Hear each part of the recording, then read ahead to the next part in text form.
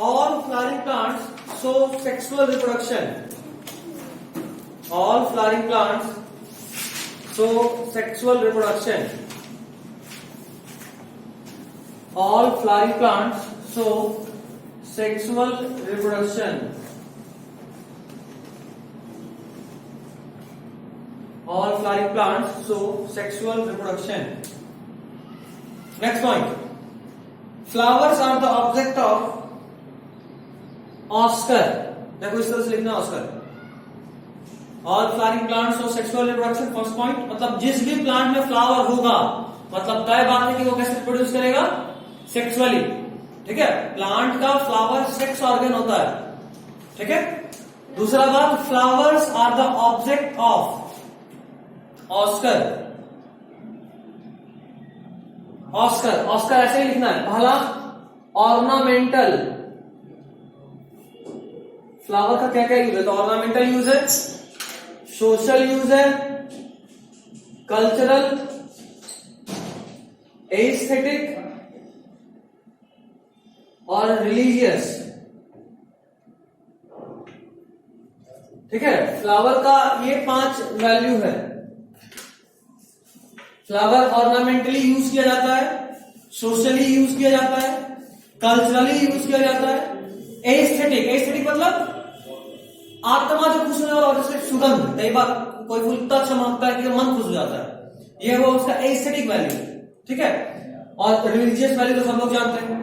ठीक है, तो flowers are the object of ornamental, social, cultural, aesthetic and religious value. Flowers are the object of ornamental, social, cultural, aesthetic और religious value. OSCAR याद करने का trick है. Oscar याद करने का ट्रिक है. Ornamental, social, cultural, aesthetic and religious value. हाँ, ये इंट्रोडक्शन चल रहा है. ठीक है, नेक्स्ट पॉइंट. थोड़ा फास्ट करो पहले. 11 नहीं था, 12 थोड़ा फास्ट करना पड़ेगा. नेक्स्ट पॉइंट देखो. Flower is a modified condensed suit. Flower is a modified condensed suit to perform sexual reproduction in angiosperms. Flower is a modified condensed suit. Flower is a modified condensed suit to perform. Flower is a modified condensed suit to perform sexual reproduction in angiosperm.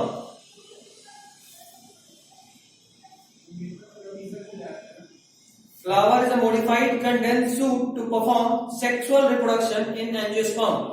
Flower actually में suit का एक modification है. Plant के suit का एक modification है. कौन? Flower. Stem पहले कंडेंस होता है, कंडेंस होने के बाद मॉडिफाई होता है और तब जाके वो फ्लावर में कन्वर्ट होता है. ठीक है, नेक्स्ट पॉइंट. फ्लोरिकल्चर. फ्लोरिकल्चर क्या होता है बताओ. फ्लोरिकल्चर देखो, branch of ornamental horticulture. Floriculture. हाँ,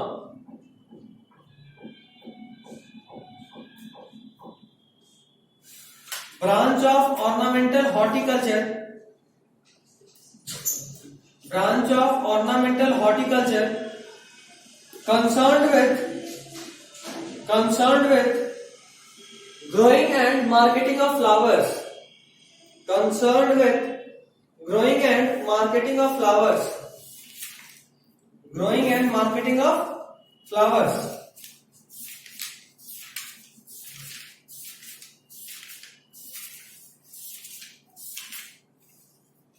growing and marketing of flowers. हो गया. Next point. Flowers are. अच्छा, फ्लोरिकल्चर एक्चुअली में वो साइंस है. हॉर्टिकल्चर मतलब प्लांट से रिलेटेड साइंस, जिसमें हम फ्लावर को ग्रो करते हैं और उसका मार्केटिंग भी करते हैं. ठीक है. Next is flowers are morphological and embryological marvels. NCERT line actually. Flowers are morphological and embryological marvels, morphological and embryological marvels, and the site of sexual reproduction. Morphological and embryological marvels and the site of sexual reproduction. Flowers are morphological and embryological marvels and the sites of sexual reproduction. हो गया? इसका मतलब flower के अंदर ही morphologically और एम्ब्रायोलॉजिकली काम हो रहा होता है। जो नेक्स्ट जनरेशन बनेगा वो एम्ब्रायोलॉजिकली भी यही बनता है और मॉर्फोलॉजिकली भी, मतलब उसका बॉडी का आउटर मोस्ट शेप भी यही बनता है।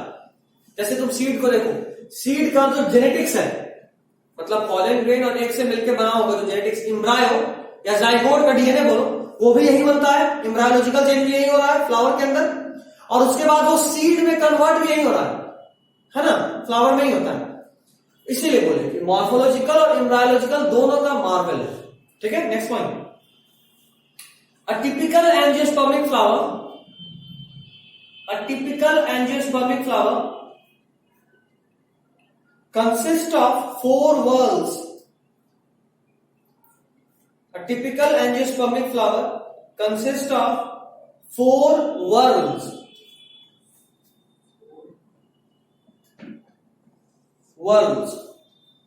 Consist of 4 whorls. बताते हैं क्या? Of floral appendages, 4 whorls of floral appendages attached to the receptacle. 4 whorls of floral appendages. 4 whorls of floral appendages attached to the receptacle. Floral appendages attached to the receptacle. 4 whorls of floral appendages attached to the receptacle. Receptacle का एक और नाम है thalamus, एक और नाम thalamus. ठीक है, थोड़ा दिन इसका डायग्राम हम लोग बनाएंगे तो और समझ में आएगा। ठीक है, क्या अभी वापस से पूरा ही समझेंगे। ये यहां तक हो गया, क्या होता है थैलेमस, क्या होता है रिसेप्टेकल, अभी आपको समझ में आएगा। चलो इसको पॉज करो, तो अभी एक डायग्राम बना लेंगे, उसके बाद फिर ऑन करेंगे। चलो तो देखो, फ्लावर में टोटल अभी बात की थी कि 4 वर्ल्स होता है ना। चारों वर्ल को, वर्ल एक्चुअली में उसका पार्ट है। ठीक है, पूरे फ्लावर में 4 मेन पार्ट होता है। ठीक है, एक सेपल। सेपल क्या, देखो सबसे पहला जो सेपल, सेपल क्या है? तुम अगर किसी फूल को कली के फॉर्म में देखो, if you see a flower in form of bird, it is covered by an outer most green covering, है ना। This green covering is sepal. Mind it, does this sepal has any reproductive role? No, that is why it is non essential whorl. ये sterile parts होते हैं। ठीक है, all the part of a flower are mainly divided into 2 types on the basis of whether they play a role in reproduction or not. If they are playing a role in reproduction, it is classified as essential world. If they are not playing a role in reproduction, then they are divided into non-essential world. Okay, non-essential world is in turn divided into 2 parts. First is calyx, it is outermost one, सबसे बाहर में किसी फूल में यही होता है। Okay, and the members of this calyx are called sepal. Next is corolla and the members are called petal. Petal पंखुड़ी, they are only to attract insects for pollination but do not play any active role in reproduction of a flower, isn't it? ठीक है, that is why this petal is also classified in non essential whorl. Next comes the essential world. Essential world means it will be playing an active role in sexual reproduction in case of plants. It is again into 2 types, androecium as well as gymnosperm लिखा मैंने, gynoecium।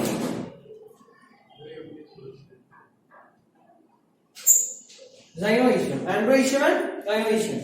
Okay, सुधार लो इसको।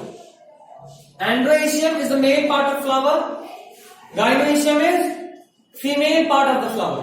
Androecium is the male part, gynoecium is the female part.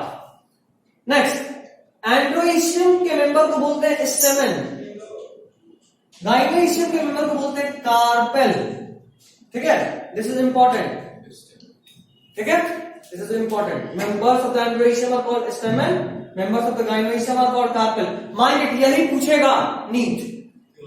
Unit of calyx is, unit of corolla is, क्योंकि आप sepal जानते हो, petal जानते हो, स्टेमेन, स्टेमेन मतलब पिस्टिल, पिस्टिल और एंथर जो होता है वो स्टेमेन कहलाता है एज अ होल।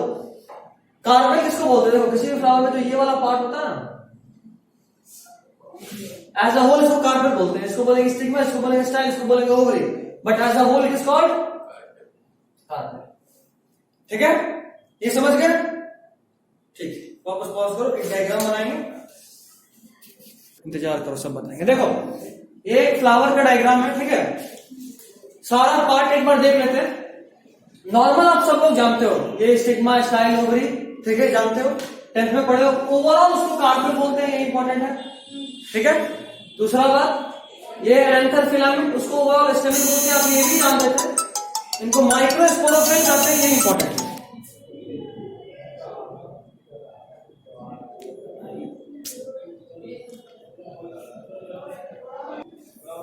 ठीक है, तो माइक्रोस्पोरोफिल कहते हैं, ये इंपॉर्टेंट है। ठीक है, आगे देखो, यहां पे सेपल, ये वही ग्रीनिश पार्ट होता है जो बर्ड के स्टेज में फ्लावर को प्रोटेक्ट करता है, यही नॉन एसेंशियल वर्ब था। अच्छा, ये पेटल, ये भी नॉन एसेंशियल वर्ब था, देख पा रहे हो? ये दोनों क्या था? Non essential. ये आप पढ़ चुके हो तो दोबारा लिखने की जरूरत नहीं है। अच्छा, ये कार्पेल और ये स्टेमेन, ये दोनों कैसे था? Essential verb. ठीक है, चलो याद करो, थैलेमस का बात की थी। कोई भी फ्लावर जहां होता है वहां पे एक बल्ज्ड पार्ट होता है ना, बेस पे, उसी का नाम है थैलेमस, या उसी को बोलते हैं receptacle. Thalamus,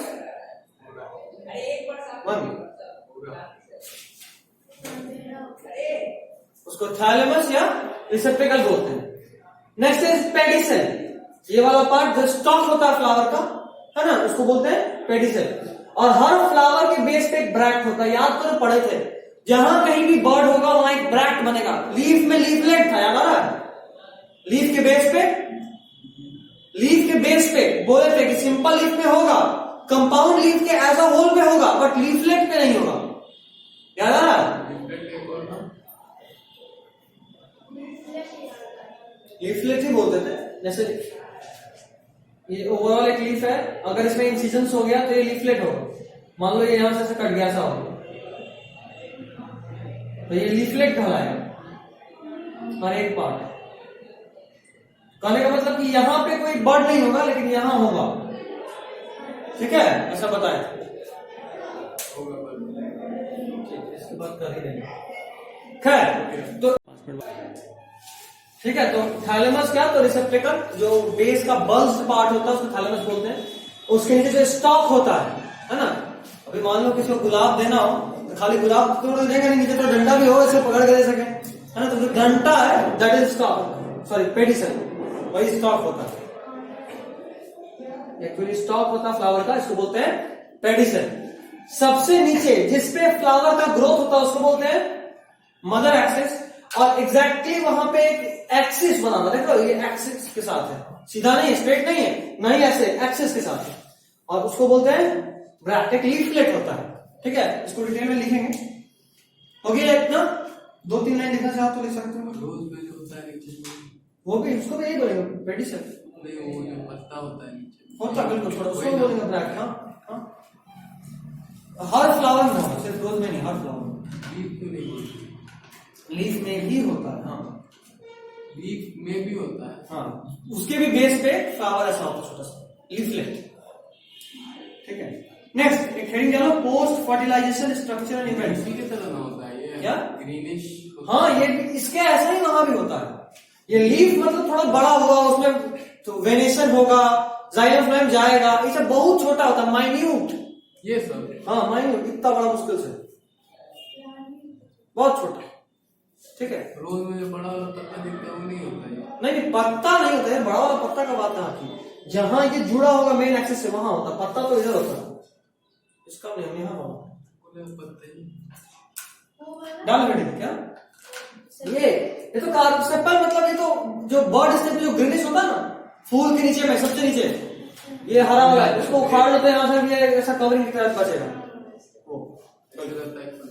NCERT page number 20 पे डायग्राम बहुत प्यारा सा दिया हुआ है, मतलब बहुत गंदा उससे तो मेरा डायग्राम है बट जो है सो यही है। पेज नंबर 20 देख लो डायग्राम, उसमें देखो सेपल दिख रहा है और समझ में आ रहा होगा क्या है सेपल, ठीक है। चलिए उसके बाद 2.2 एक भयानक सा नन्ना मुन्ना सा हेडिंग दिख रहा है, उसको लिख लो कॉपी में, हेडिंग बना प्री फर्टिलाइजेशन, ये यही हो जाएगा कॉपी में, यही करो यही करो, चिपका है चिपकाओ कि दोनों को मिला के पढ़ना, कितना बड़ा नोट्स बनाओगे, कॉपी और बुक दोनों साथ में खोल के पढ़ना होगा, ये 11 टाइप नहीं होगा, यहाँ बहुत कुछ एक्स्ट्रा पढ़ना है। जेनेटिक्स के सब में तो पूरा कॉपी पढ़ेंगे, depends. Pre fertilisation structure and events, pre fertilisation structure and events, diagram दिख रहा है मतलब हेडिंग दिख रहा है। चलो पहला line, much before the actual flower is seen on a plant, the decision that plant is going to flower has taken place। मिला, अंडरलाइन करते जाओ, बाद में समझाएंगे एक साथ, ठीक है। अगला point, several hormonal and structural changes are initiated which lead to differentiation and further development of floral primordium। मिला। Next, inflorescence is formed which bear the floral buds and then the flower। ठीक है, हो गया इतना। चलो अब एक काम करो, बुक के नीचे में जो स्पेस है, जो फुटर वाला स्पेस होता है, फुटर समझते हो, नीचे में वहां पे जो हम बोलेंगे एक सीक्वेंस बना के सबसे पहले लिखो राम, यहाँ नहीं उधर लंबा जाएगा हॉरिजॉन्टल, तो नीचे में लिखो राम डैश देकर शाम, बताएंगे सबका मतलब क्या है, क्या बताते हैं, ऐसे राम मोहम्मद लिखिए, डैश देकर शाम, लाइट आ रहा है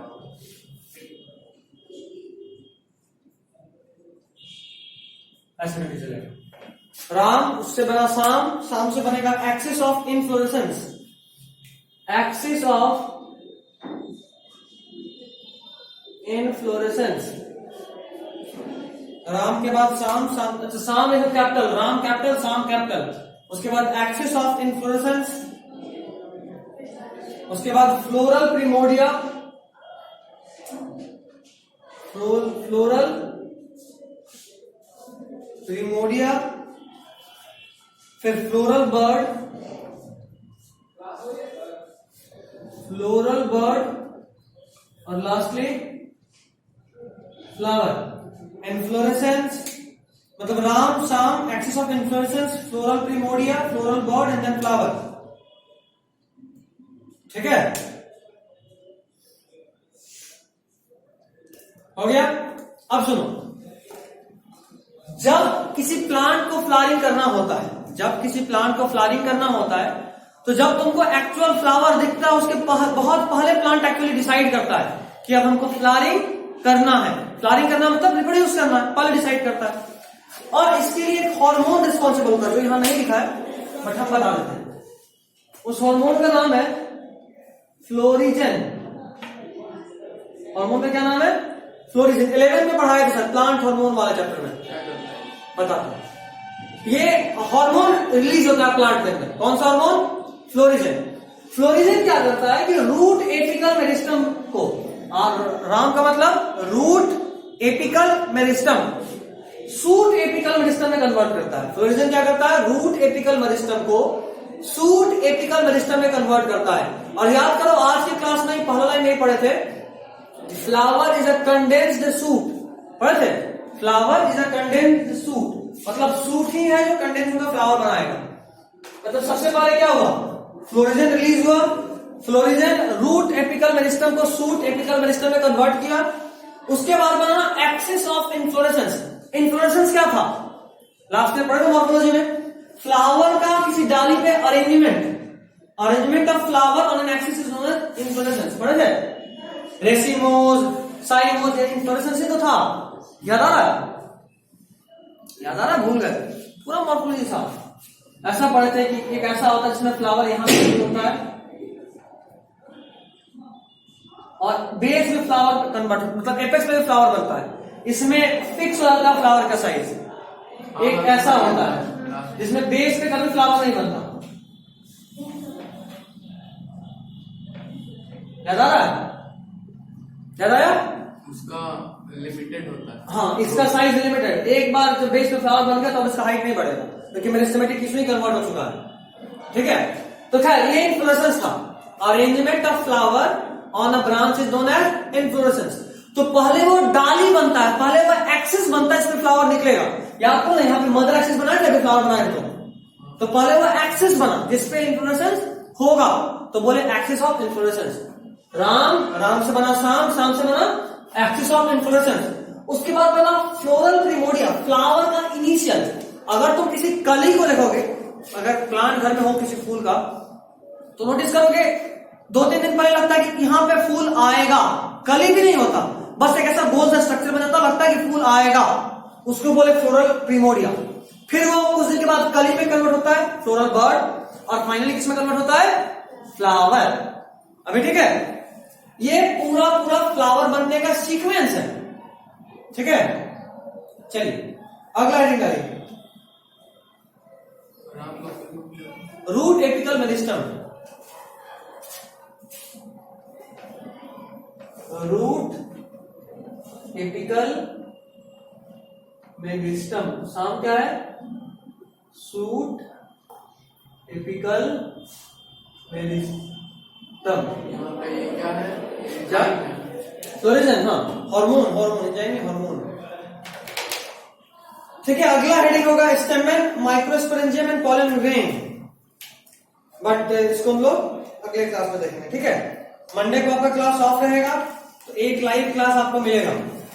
ठीक है, एक लाइव क्लास, यहाँ जितना भी छुट्टी होगा उसको कंपनसेट किया जाएगा, सिलेबस डिलीट करना। ठीक है, आगे चल रहे हैं। नहीं फिर भी आपको पता है आगे चल रहे, बहुत जगह स्टूडेंट हुआ चैप्टर खत्म कर लिए, बट फिर भी तुम लोग को और जल्दी खत्म करना है, पढ़ के, उड़ा के नहीं। तो क्लास तो लगेगा, लेकिन हम क्या हम लोग चलिए फिजिक्स का